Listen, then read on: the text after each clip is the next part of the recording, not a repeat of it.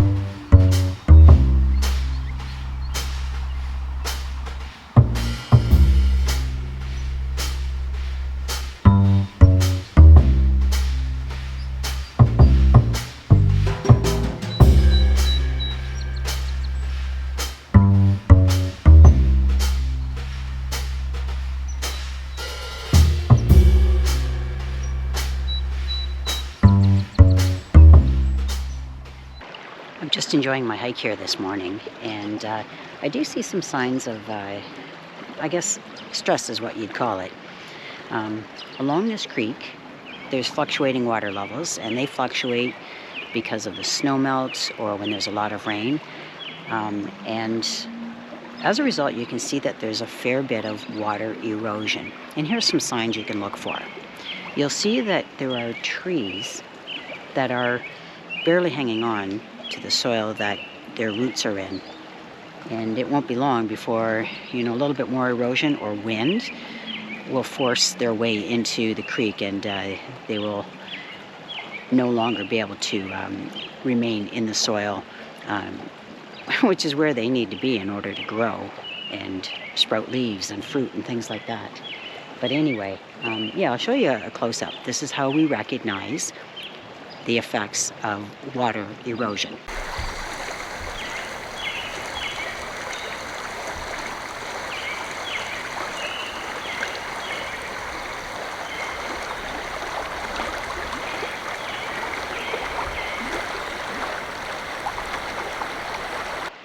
Erosion is caused by wind, by water, by people or animals, other animals that is, because we are an animal. And that is where there's the removal of soil. The removal of soil is what destabilizes the plants that have their root system embedded in that soil, and it may cause the soil to move, and therefore the source of stability for those plants to move as well. So here's what happens when people travel off a foot trail. And it happens on foot trails too. We walk along, and that kills the plants that are ultimately holding that trail together, holding the soil in place, the sand or the clay, whatever the source of soil is. And when those small plants that hold the dirt in place have died, it allows the soil to move. So when there's wind or when there's water.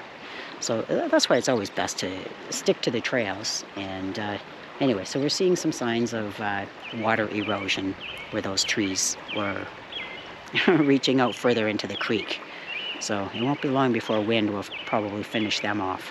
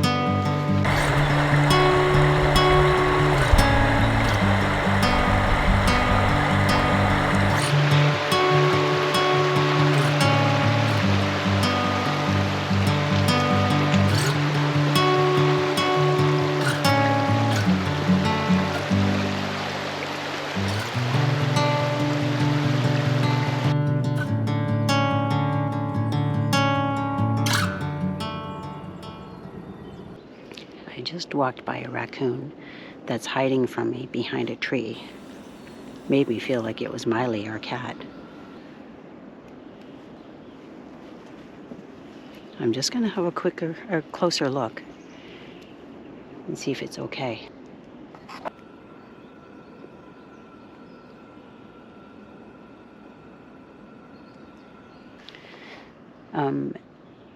I stayed on the trail, which was, I don't know, maybe about 30 feet away from where the raccoon was at the base of the tree. It had clear eyes. I used my binoculars to look at the eyes. It looked alert, but for whatever reason it stayed at the base of the tree, and maybe it just thought it was really camouflaged, I don't know, but I also didn't want to approach it and stress it out. So my hope is, when I finish the trail, that the raccoon will be gone, and that maybe that's where it was just choosing to stay for whatever reason. It's off the trail quite a ways, so that hopefully other passers-by and those with pets don't discover it, but I'll see. Because as I say, its eyes look good and clear, and it looks nicely alert, so hopefully it's okay. If you've been following this channel for a while, you'd know that on occasion I do come across not really injured, but sick animals. There was a raccoon who was on this trail, and its eyes looked crusty. It had very poor balance, and that took place, I guess, probably late fall before. Well, actually, no, it was cold. It's like minus 25 degrees that day, and so I was concerned about it. But it looked like it was very symptomatic for distemper. This one doesn't look that way, because it didn't look off balance. It didn't look crusty in the eyes. And I also saw a skunk a couple of weeks ago that I showed you, and it was off balance, but I couldn't really get a close look at its eyes to see if they were crusty, if it had distemper. I'm looking at the trail, and there's two ducks that are walking towards me in the woods. They're mallards. They're not woodland type ducks, but I guess this is their chosen pathway this morning. So back to the topic of the raccoon. Unfortunately, it is the cycle of life. When animals that live in the woods, live in the wild, are ill or injured, and they succumb, they die from the illness or the injury, they're providing food for something else that normally eats meat. So anyway, I don't know that that's the fate for this particular raccoon. But it's also why I don't disturb nature. I let things be as I find them. And so anyway, I hope everything's okay with that raccoon.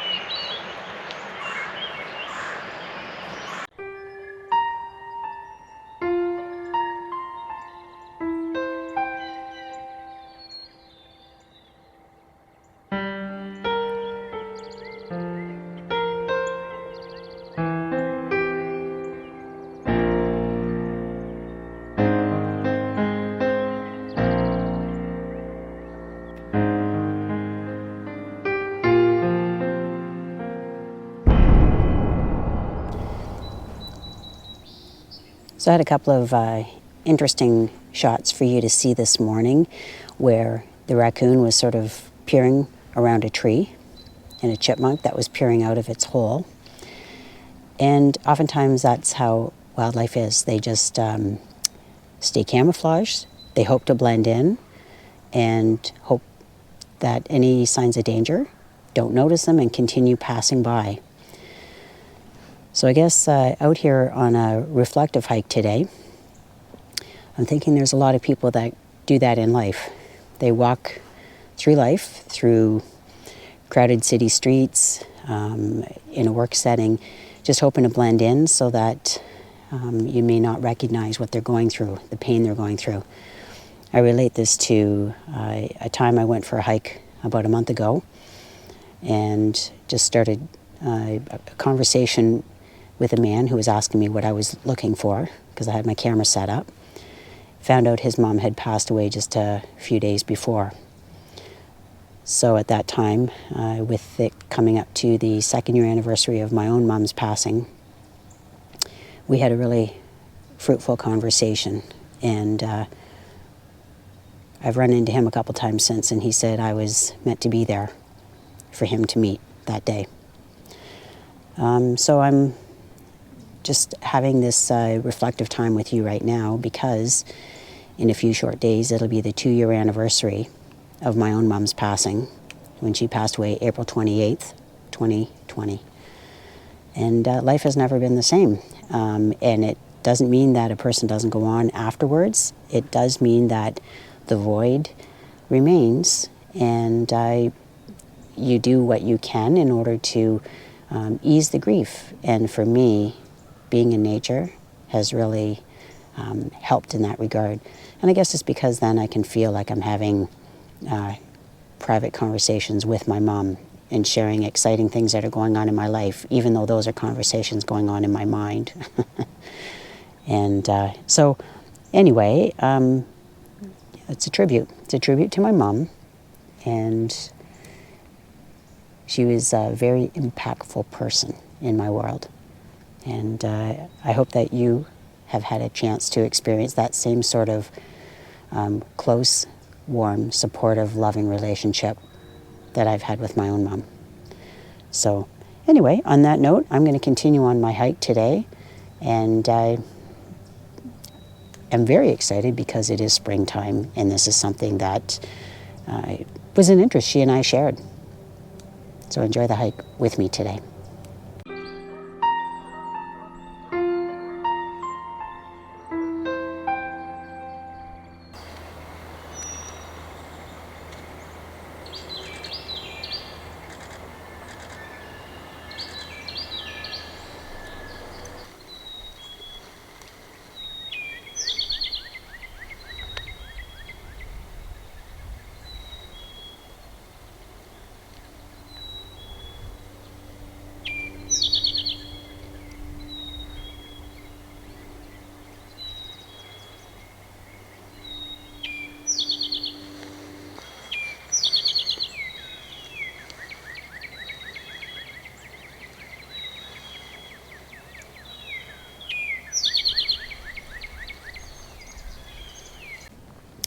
At the end of this video, you're going to have a chance to hear from Birdwatching Bill to set the stage as to how he was over in our cabin having dinner with us that night.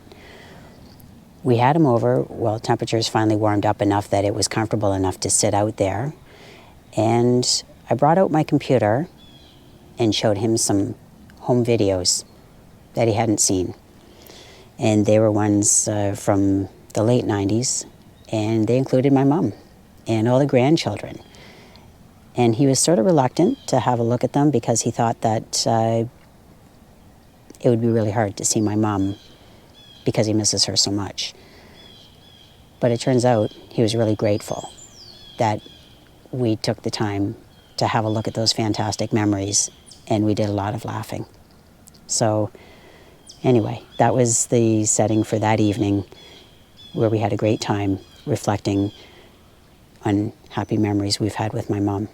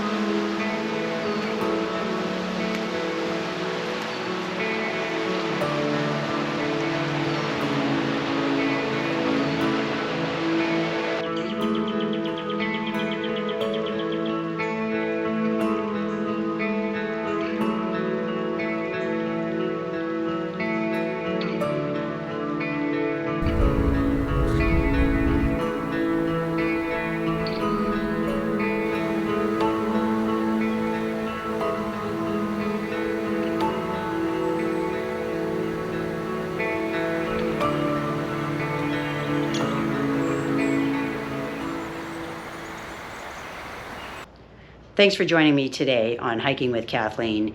This episode's been particularly meaningful to me, and I'm glad you were here with me. If you enjoyed this video, please click like and consider subscribing if you haven't already. And on this note of saying goodbye, until next week, I think we're going to turn it over to Birdwatching Bill. How do? Yeah, I'm glad to be back again. And thank you very much, folks, for tuning in to see me.